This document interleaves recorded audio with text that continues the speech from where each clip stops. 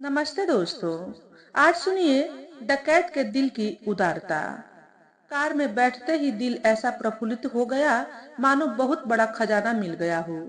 पूरे 2 साल बाद मायके में कुछ दिन बिताने का मौका मिला था। औरतें चाहे कितनी उम्र की हो जाए पर मायके जाने का मुंह नहीं छूटता। पिछले 2 साल से जीवन में बहुत बदलाव आ गए थे। सासू अम्मा के गुजरने के बाद घर की पूरी जिम्मेदारी मेरे कंधों पर आ गई थी। इकलौती बहू थी, घर बाहर की सारी जिम्मेदारी थी। वह तो सुयोग से रक्षाबंधन पर मेरी दोनों नंदों ने ही आकर मेरे जाने के लिए अपने भाई को मना लिया। मेरे मायके देहरादून में थे। कार ससुराल का बहुत कुशल ड्राइवर चला रहा था, इसलिए मैं आश्वस्त सी सीट पर सीट टिकाकर बैठ गई। मन में अतीत की किताब के पन्ने पलटने लगी। किस तरह कभी इसी रास्ते से दुल्हन बनकर ससुराल आई थी।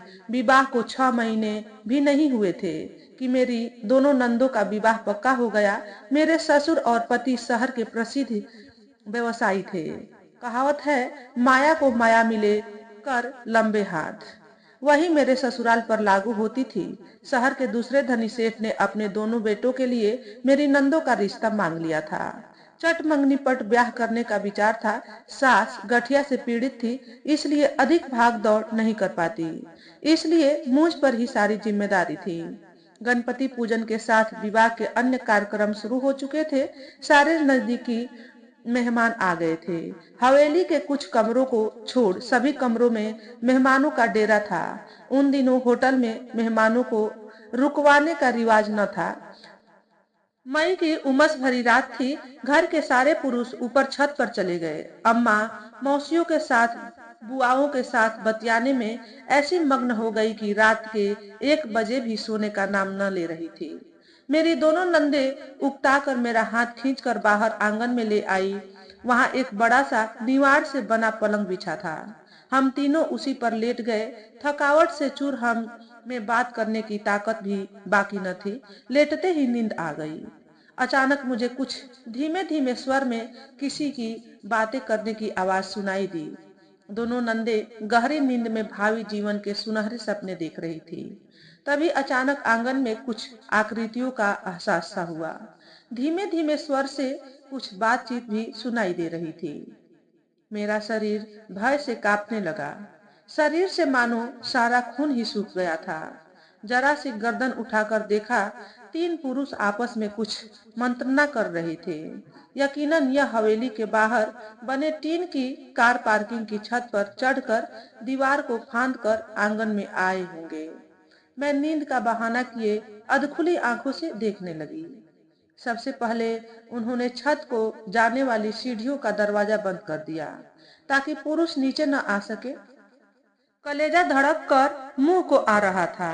धन दौलत के साथ हम तीनों की इज्जत भी दांव पर लगी थी। हवेली की दीवार हमसे काफी दूर थी। मैंने चादर के अंदर मुंह कर अपने जड़ाऊ, झुमके, कंगन और हार उतार कर पलंग की निवाड़ में छिपा दिया। नंदों को भी भनक लग गई थी। चादर के भीतर ही मैंने उनके मुंह पर हाथ रख चुप रहने का संकेत दिया। अब मैं उठकर पलंग के कोने पर आ बैठी। मुंह पर कपड़ा ढके तीनों डाकू मेरे सामने आ खड़े हुए। मैं थर थर कांपते हुए उनके सामने हाथ जोड़ने लगी। वो तीनों अपलक मुझे देख रहे थे। उनमें से एक बोला, दिलीप सिंह की हवेली है, उस पर दो दो बेटियों का विवाह, खूब माल मिलेगा। यह सुन मेरे होश उड़ गए। क्या करूं? ससुराल की इज्जत और धन दांव पर लगे थे। मैं तो अपने प्राण देकर भी उसकी रक्षा करना चाहती थी, परंतु मैं जान गई थी कि इस समय उन सब की मनसा लूटपाट की थी। मेरे प्राण लेकर उन्हें क्या मिलता और वारदात के बाद कौन हमारी पवित्रता की गारंटी देता। मुझे कुछ न सूझ रहा था। अचानक पता नहीं मैंने न जाने क्या सोचकर सबसे आगे खड़े डाकू के कदमों में झुक गई। आंखों से अविरल धारा बह रही थी। सबसे आगे खड़े डाकू से बोली, भाई, आप मेरे बड़े भाई जैसे हो। मेरी ससुराल पर दया करो।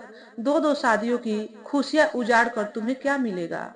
बस थोड़ा सा धन और जेवर, यह पाकर क्या तुम हमेशा के लिए अमीर हो जाओगे?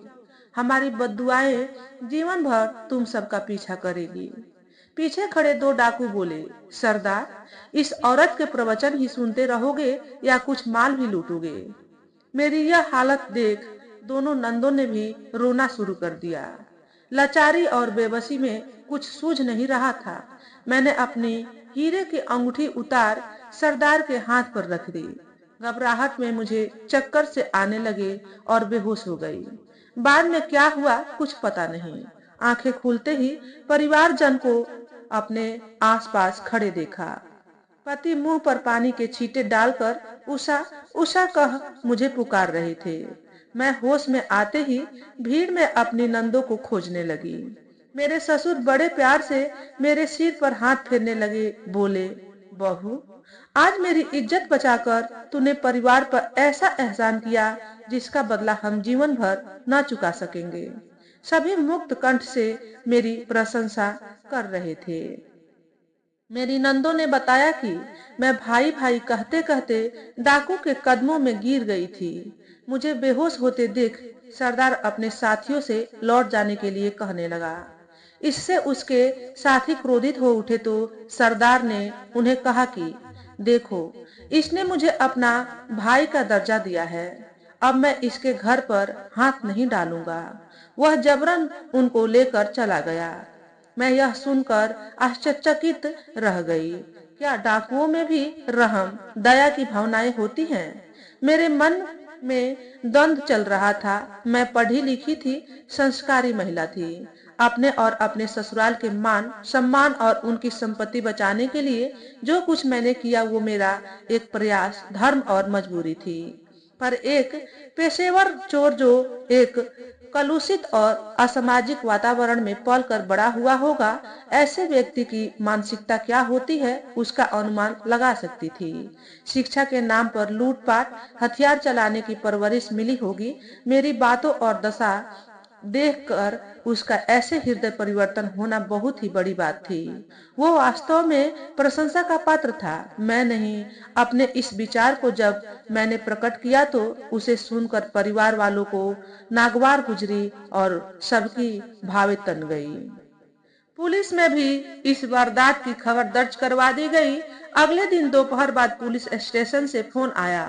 किसी पुराने खंडहर से पुलिस ने उन्हें पकड़ लिया था। मुझे उनकी शिनाख्त के लिए पुलिस स्टेशन बुलाया गया था। मेरा दिल हाहाकार कर उठा। कल जिनके चरणों में गिरकर दया की भीख मांगी, अपना भाई बनाया, उन्हें ही आज हथकड़ियों की राखी पहनाने चली। पुलिस स्टेशन में हथकड़ियों से जकड़े हुए तीनों मेरे सामने लाए गए। आंखें उठाकर देखा, दो की आंखों से अंगारे निकल रहे थे। जिसे मैंने अपना धर्म भाई बनाया था वो याचना और आशा भरी नजर से मेरी ओर टकटकी लगाकर देख रहा था। मुझे अपने परिवार पर बड़ा क्रोध आया। किस धर्म संकट में मुझे डाल दिया। अगर पहचानने से इनकार करती हूँ तो परिवार की नजरों में बेगैरत डाकुओं की हितैषी बनकर उनकी नजरों से गिर जाऊंगी। दूसरी ओर डाकुओं को पहचान कर अगर उन्हें दोषी बताकर सजा दिलवाती हूँ तो उनकी क्रूरता को बढ़ावा मिलेगा। उनके विश्वास को हमेशा के लिए तोड़कर मैं यह साबित कर दूंगी कि भविष्य में वो कभी भी भावावेश में आकर अपना हृदय परिवर्तन न करें। अब मैं करूं तो क्या करूं? यही सोच रही थी कि इंस्पेक्टर की गरजदार आवाज कानों में पड़ी। बताइए मिसेस खोसला, यही थे न वह तीनों सातिर बदमाश? ध्यान से देखिए। मैं सिर झुकाए असमंजस में खड़ी थी कि ससुर की गर्जना सुनाई दी। क्यों समय बर्बाद कर रही हो? जवाब दो। आंखें उठाई तो पति की आग उगलती आंखें दिखाई दी। बिना समय नष्ट किए मैं बोल उठी, हाँ, यही थे वो सब। यह कह कर मैं तुरंत मुंह फेर कर चलने लगी। पीछे से एक क्रूर हंसी की आवाज सुनाई दी। वाह बहन, क्या खूब बहनपा निभाया। तभी पुलिस उन्हें बलपूर्वक वहां से ले गई।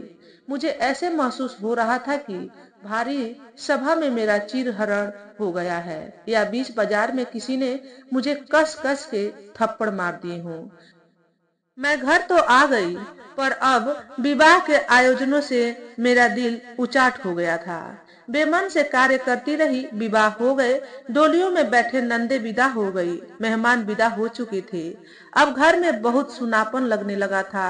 एक दिन मेरे मायके से हमारे पुराने ड्राइवर दयाल सिंह मिलने चले आए। वह बुजुर्ग हो चुके थे। अब सेवानिवृत्ति लेकर आराम करना चाहते थे। हम उन्हें काका जी कहते थे।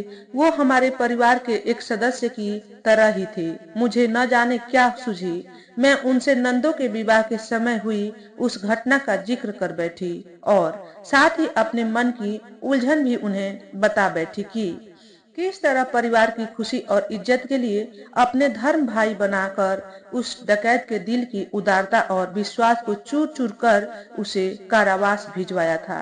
यद्यपि वो एक मुजरिम था, पर मैंने ही उसे अपना धर्म भाई बनाकर उसके दिल को पिघला दिया था। उसके दिल की बंजर धरती पर स्नेह और ममता का पौधा रोपा था। संसार में कितने ऐसे अपराधी होंगे जो बमात्र भाई कह देने से ही अपने हाथ लगते अपार धन को छोड़कर भाई बहन के रिश्तों का मान रखते होंगे। शायद बहुत कम या न के बराबर। अनुभवी दयाल काका यह सुनकर गहरी सोच में डूब गए। फिर बोले, मुझे डर है जेल से छूटने के बाद वो तुम्हारा कोई अहित न कर डाले। जाते समय दयाल काका बोले, मेरा एक दूर का भतीजा उसी जेल में नियुक्त है। उससे मिलकर तुम्हारे बनाए उस धर्म भाई से बात करके देखता हूँ। काका के जाने के बाद मन कुछ हल्का लग रहा था। बहुत दिन बाद अचानक दयाल काका ने फोन किया। कहने लगे कि मैं जेल में जाकर उससे मिलकर आया था। मेरा शक सही था। वास्तव में वह तुम्हारे परिवार से बहुत खफा था। उसने कहा कि मैंने उनकी बहू की बात मानकर बहुत बड़ी गलती की। मैंने उसे समझाने के लिए बहुत कोशिश की और तुम्हारी मजबूरियों का हवाला देकर क्षमा याचना भी की। मैंने उसे जेल से बाहर आकर एक अच्छा नागरिक बनने के लिए प्रेरित किया। तुम्हारी मजबूरी से भी अवगत कराया। जेल से निकलकर उससे तुमसे मिलने का वादा भी ले लिया। देखो, यह मसला यहीं खत्म हो जाए तो अच्छा है। इन लोगों की दुश्मनी कभी कभी भारी पड़ जाती है। समय बीतता गया। मैं इस बात को भूल सी गई थी। अपने घर परिवार में डूबकर मैं अतीत में घंटी उस भयानक घटना को लगभग भूलने लगी थी। अचानक यादों के घने कुहरे को चीरते हुए सूर्य की तरह हुआ मेरा धर्म भाई न जाने कहां से अवतरित हो गया। दिसंबर की सर्द सुबह थी। पति और ससुर ऑफिस जा चुके थे। नाश्ता कर मैं कॉफी का कप लिए बरामदे में आ बैठी।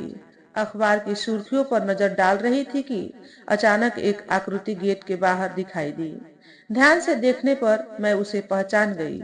वही गेहुआ रंग, तीखी नशिका, ऊंचा कद। हाँ, यह तो वही था डाकुओं का सरदार जिसे मैंने धर्म भाई बनाया था। एक लंबी अवधि जेल में गुजारने के कारण शरीर दुबला पड़ गया था। चेहरा भी म्लान पड़ गया था। मटमैले कपड़े, सर्दी से बचने के लिए एक पुराना सा कंबल लपेटे वो टकटकी लगा मुझे देख रहा था। एक बारगी मैं सिर से लेकर पैर तक कांप उठी। असमंजस में पड़ गई। न जाने किस इरादे से आया है। पहले तो सोचा रसोई में काम करते महाराज को बुलाकर अपनी सुरक्षा की गुहार लगाऊं, पर दूसरे ही क्षण में हिम्मत कर गेट के पास चली गई। उसने मुझे हाथ जोड़े तो मैं कुछ आश्वस्त हुई। मैं घबराहट दबाकर बोली, आप राम सिंह है ना? उसने सिर हिलाकर हामी भरी। अब अनजान की चिंता किए बिना मैंने उसे अंदर आने को कहा। वह हवेली की भव्यता देख सकुचाया सा बरामदे में मेरे पीछे पीछे आ गया। मैंने उस बरामदे में पड़ी कुर्सी पर बैठने का इशारा किया तो वो अचकचा गया और नहीं नहीं करता हुआ नीचे ठंडे फर्श पर बैठने लगा। मैंने कुर्सी आगे कर उसे कुर्सी पर बैठने का इशारा किया। मुझे समझ नहीं आ रहा था कि किस सूत्र को पकड़कर बात शुरू करूं। आखिर बहुत सोचकर उससे पूछ ही लिया कि तुम जेल से कब रिहा हुए। वह नजर नीचे कर बोला, कल शाम को ही छूटा हूँ। सरकार ने हमारे अच्छे चाल चलन को देख 3 महीने पहले ही रिहा कर दिया। मेरे दोनों साथियों के तो परिवार वाले आ गए थे। उन्हें वो ले गए। वे दोनों तो जेल में लकड़ी के समान बनाने में कुशल हो गए थे। मुझे तो जेल में साफ सफाई का काम मिला था, कोई हुनर नहीं सीख पाया। परिवार वालों में बस पत्नी व मुन्ना था, उन्होंने भी मुंह मोड़ लिया। इतना कह वह चुप्पी साध गया। मैंने नौकर को चाय नाश्ता लाने का आदेश दिया। अब मेरे बोलने की बारी थी। मैंने हाथ जोड़कर उससे माफी मांगते हुए कहा, भैया, उस समय पुलिस स्टेशन पर जो हुआ वो मेरी मजबूरी थी। आप नहीं जानते, हम औरतों का सारा जीवन मायके और ससुराल की मान मर्यादा बचाने में ही बीत जाता है। ना चाहते हुए भी जीने के लिए बहुत से समझौते करने पड़ते हैं, वरना जीवन जीना दूभर हो जाता है। उस समय न जाने कौन सी हिम्मत मेरे अंदर समा गई थी। न तो मुझे पति के घर लौट आने का डर लग रहा था, न घर के नौकर चाकरों की परवाह थी। राम सिंह अवाक सा मुझे देखता जा रहा था। मैंने फिर कहा, उस समय पुलिस स्टेशन पर तुम्हें पहचानने के लिए मेरा दिल तो गवाही नहीं दे रहा था, पर हालात से मजबूर थी। यह कह मैं उठ खड़ी हुई। महाराज को भोजन के बारे में कुछ निर्देश देकर मैं अपने कमरे में गई। मुझे समझ नहीं आ रहा था कि अपने इस धर्म भाई के द्वारा किए उस उपकार के बदले में उसके लिए ऐसा क्या करूं जो उसके भावी जीवन को संवार दे, सकारात्मक मोड़ दे दे। दिमाग और दिल में द्वंद छिड़ा था। एक गैर पुरुष, वो भी जेल से छूटा अपराधी, उसके लिए मैं इतनी परेशान क्यों हो रही हूँ कि पति की गैर हाजिरी में पति से पूछे बिना उसकी कुछ मदद करना चाह रही थी। क्या सही है? दूसरी ओर दिल कहता था, अपना स्वार्थ पूरा हो जाने के बाद किसी से मुंह मोड़ लेना कहाँ तक उचित है। आखिर दिल की जीत हुई। मैंने पति के कुछ कपड़ों को जो फैशन बदलने या रंग पसंद न होने पर अलग रखे थे, उन्हें मैंने बैग में रखा। दैनिक जीवन में रोजमर्रा काम आने वाली जरूरी वस्तुएं भी उसमें उस बैग में डाल दी। अब मैंने अपने निजी लॉकर में से, अपनी व्यक्तिगत जमा पूंजी में से 30,000 रुपए एक लिफाफे में डाल आ गई। मन में अजीब सा मंथन चल रहा था। क्या अपनी और अपनी कुंवारी नंदों की अमूल्य इज्जत को बचाने की क्या खूब कीमत लगा बैठी थी, वो भी इतनी सस्ती। आंखें बरसने लगी। बाहर राम सिंह सिर झुकाए बैठा था। मुझे रोते देख घबरा कर उठ गया। बोला, बहन, परेशान न हो, मैं जा रहा हूँ।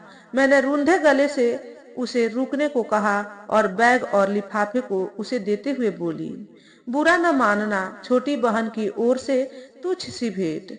वो यह सब लेने से इनकार कर मुड़कर बाहर जाने लगा। मैंने बड़ी कठिनाई से उसे रोका। वह रूधे गले से बड़ी कठिनाई से कहने लगा, बहन, आप जैसी भले घर की बहू बेटी ने मुझ जैसे नीच और अपराधी को अपने धर्म भाई का दर्जा दिया। हम जैसे पथ भटके लोगों के लिए इससे बड़ी भेंट क्या होगी। आप जैसी देवी से मुझे इतना मान मिला है, वह मेरी सबसे बड़ी पूंजी है। मैंने जबरन उसको वो बैग पकड़ा दिया। भोजन का समय हो चला था। मैंने महाराज से उसके लिए भोजन की थाली लगवाई और उसे खाने के लिए कहा। वो हैरान होकर थाली में रखे नाना स्वादु व्यंजनों को देखता ही रह गया। भोजन के बाद जब वह जाने लगा तो मैंने उसे अपने ड्राइवर काका दयाल का पता भी दे दिया। वो भी अकेले थे। देहरादून के रास्ते में उनका एक छोटा सा मकान था। शायद उसे एक आश्रय की तलाश भी होगी। राम सिंह के जाते ही मैं सोच में डूब गई। ऐसे में यदि पति या ससुर आ जाते तो मेरा क्या हश्र होता, यह तो ईश्वर की ही जानता है। मैंने राम सिंह पर 30,000 का दाव लगाया है। देखो मेरी जीत होगी या हार। अभी मैं अतीत की किताब के पन्ने पढ़ रही थी कि मुझे अपने ड्राइवर की आवाज सुनाई पड़ी। वो मुझसे कुछ पूछ रहा था। उसने पूछा, बीबी जी, यदि आपने पानी या चाय कुछ पीना हो तो गाड़ी रोकूं? मेरे हामी भरने पर ड्राइवर ने सड़क के किनारे बनी एक छोटी सी चाय की दुकान के पास कार रोक दी। खिड़की के बाहर देखने पर धुंधला सा याद आया कि यहीं कहीं दयाल काका का मकान भी था। उत्सुकतावश मैं उस जगह को अच्छी तरह से देखने लगी। 2 चाय का ऑर्डर करके वह कार के पास खड़ा हो चाय का इंतजार करने लगा। अचानक चाय वाले की आवाज सुनाई दी। वो पूछ रहा था कि आप लोग चाय के साथ बिस्किट या भजिया कुछ लेंगे?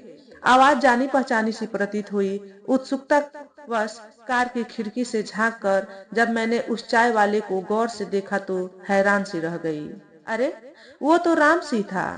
हाथ दो चाय के गिलास लिए वो ड्राइवर से पूछ रहा था। एकाएक विश्वास न हुआ। एक बार फिर गौर से देखा तो पाया वो तो राम सी ही था। मैंने आवाज देकर उसे बुलाया। मुझे देख उसके मुख पर आश्चर्य मिश्रित मुस्कान आ गई। कार की खिड़की के पास आकर उसने मुझे हाथ जोड़कर अभिवादन किया।